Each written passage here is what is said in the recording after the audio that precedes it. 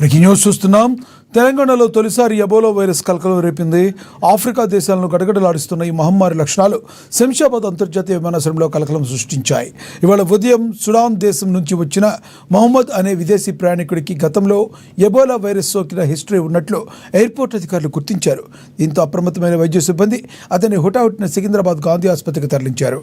అక్కడ ప్రత్యేకంగా ఏర్పాటు చేసిన ఎబోలా వార్డులో అతనికి ప్రస్తుతం చికిత్స అందిస్తున్నారు. ఎబోలా నిర్ధారణ పరీక్షల కోసం సదరు ప్రయాణికుడి శాంపిల్స్ను వైద్యులు సిసిఎంబికి పరిశీలించారు.